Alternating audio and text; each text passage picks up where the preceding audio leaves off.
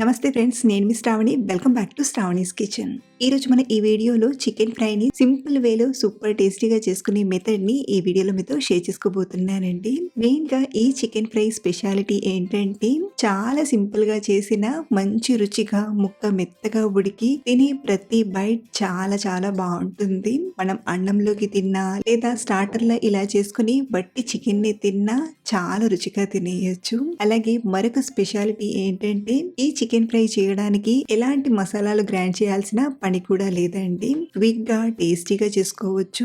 అంతేకాదు బ్యాచిలర్స్ కైనా కొత్తగా వంట చేసే ఎవరికైనా బాగా యూస్ఫుల్ రెసిపీ అండి. మీరు కూడా చికెన్ ఫ్రైని సింపుల్ వేలో సూపర్ టేస్టీగా చేయాలనుకుంటే డెఫినెట్ గా ఈ చికెన్ ఫ్రైని ట్రై చేయండి. మరి లేట్ చేయకుండా నోరూరించి ఈ చికెన్ ఫ్రైని రుచిగా ఎలా చేయాలో ఇప్పుడు చూద్దాం రండి. ముందుగా చికెన్ ని బాగా కడిగి తీసుకోండి. కొంచెం ఉప్పు వేసి కడిగి తీసుకున్నామంటే నీచు వాసన రాకుండా ఉంటుంది. అలాగే ఇక్కడ నేను అర కేజీ చికెన్ తో చికెన్ ఫ్రై చేస్తున్నాను. ముక్కలు కూడా మరీ పెద్దగా కాకుండా చిన్నగానే కట్ చేసి తీసుకోండి. ముందుగా ఇందులోకి పావు టీ స్పూన్ పసుపుని, రుచికి సరిపడా ఉప్పుని, అలాగే ఒక అరచెక్క నిమ్మరసాన్ని పిండి తీసుకోండి.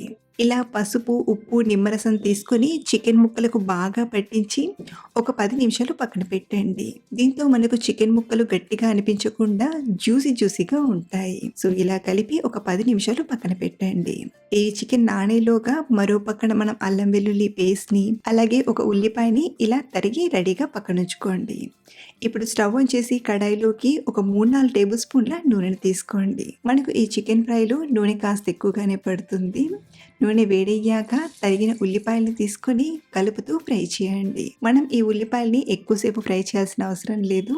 చికెన్తో పాటు ఉల్లిపాయలు కూడా మళ్ళీ ఫ్రై అవుతాయి కాబట్టి ఇలా ముందుగా ఒక 2 నిమిషాలు ఫ్రై చేశాక చికెన్ ముక్కల్ని తీసుకోండి. ఇలా చికెన్ ముక్కలను తీసుకునేటప్పుడు మంటను ఎక్కువగా పెట్టి కలుపుతూ బాగా ఫ్రై చేయండి. స్టార్టింగ్ ఇలా మనం ఫ్రై చేసేటప్పుడు హై ఫ్లేమ్లో ఫ్రై చేయడం వలన చికెన్ ముక్క అనేది ఆయిల్లో ఫ్రై అయి త్వరగా సాఫ్ట్ అవుతుంది. ఇలా ఒక 3-4 నిమిషాలు కలుపుతూ ఫ్రై చేశాక ఇప్పుడు మంటను మీడియం ఫ్లేమ్లో పెట్టి మూత పెట్టి మధ్యలో కలుపుతూ చికెన్ని ఉడికించండి. ఈ టైంలోనే చికెన్ ఫ్రై అవ్వడమే కాదు, మెత్తగా ఉడికిపోతుందన్నమాట. ప్రతి ఒక 3-4 నిమిషాలకు ఒకసారి మూత తీసి కలుపుతూ ఉడికించండి.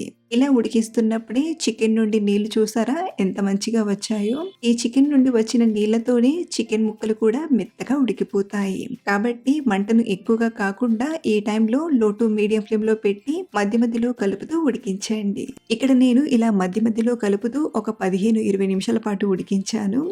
చికెన్ ముక్కలు కూడా ఆల్మోస్ట్ ఉడికిపోయాయి. ఇందులో ఉన్న వాటర్ కూడా దగ్గర పడి ఆయిల్ అనేది మళ్ళీ సెపరేట్ అవుతుంది. ఇలా ఆయిల్ సెపరేట్ అయ్యేంత వరకు మధ్యలో కలుపుతూ ఉడికించండి. చికెన్ ఫ్రై చేయడానికి ఈ స్టెప్ చాలా ఇంపార్టెంట్. ఎందుకంటే మనం చికెన్ ఉడకక ముందే మిగతావి తీసుకుంటే అంత బాగా ఉడికించలేం. కాబట్టి మనం ఈ టైంలోనే చికెన్ మెత్తగా ఉడికిందో లేదో చూసుకుంటూ చికెన్ని ఫ్రై చేయాలి. ఒకవేళ మీకు చికెన్ సరిగ్గా ఉడకకపోతే ఎక్స్ట్రాగా కొంచెం నీళ్ళని వేసి చికెన్ని మెత్తగా ఉడికించండి. అలాగే నీళ్లు దగ్గర పడి ఆయిల్ కూడా సెపరేట్ అవుతుంది కదా. ఇదే టైంలో ఒక 2 టీ స్పూన్ల అల్లం వెల్లుల్లి పేస్ట్ని తీసుకొని బాగా ఫ్రై చేయండి. మనం ముందే అల్లం వెల్లుల్లి పేస్ట్ తీసుకున్నామంటే అడుగు పట్టి గిన్నెకు అతుక్కున్నట్టుగా అనిపిస్తుంది. కాబట్టి ముందుగా చికెన్ని ఫ్రై చేసిన తర్వాతే అల్లం వెల్లుల్లి పేస్ట్ని తీసుకోండి. అలాగే ఇందులోనే ఒక టేబుల్ స్పూన్ కారం తీసుకోండి. మీకు స్పైసీ కొంచెం ఎక్కువ ఉండాలనుకుంటే ఇంకొంచెమైనా తీసుకోవచ్చు. ఇప్పుడు ఈ కారాన్ని కూడా చికెన్ ముక్కలకు బాగా పట్టేలా కలపండి. అలాగే చికెన్ ముక్కల్లో సరిపడంత ఉప్పు వేయకపోతే ఈ టైంలోనే రుచికి సరిపడా ఉప్పుని వేసి బాగా కలపండి. ఇలా కలిపేటప్పుడు మనం చికెన్ ముక్కలను ఎలా పడితే అలా కలపకుండా గరిటెను అంచుల చుట్టూ పోనిస్తూ కలపండి. ఎందుకంటే చికెన్ ముక్కలు కొంచెం ఉడికిపోయాయి కాబట్టి ముక్కలుగా అయిపోతాయి. కాబట్టి అలా అవ్వకుండా అంచుల చుట్టూ పోనిస్తూ ఇలా బాగా కలపండి.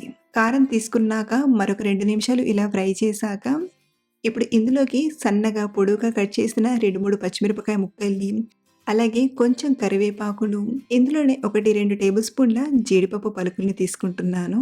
దీంతో చికెన్ ఫ్రై అనేది ఇంకా డెలీషియస్గా అనిపిస్తుంది. మీరు కావాలంటే జీడిపప్పు వేయకుండా అయినా చేయవచ్చు. ఇలా తీసుకున్న వీటిని కూడా కలుపుతూ బాగా ఫ్రై చేయండి. మనకు ఈ చికెన్ ఫ్రై అనేది కొంచెం క్రిస్పీగా, పొడి పొడిగా వచ్చేంత వరకు ఇలా కలుపుతూ ఫ్రై చేయండి. చూడండి మనకు చికెన్ ఫ్రై అనేది ఆల్మోస్ట్ రెడీ అయినట్లే.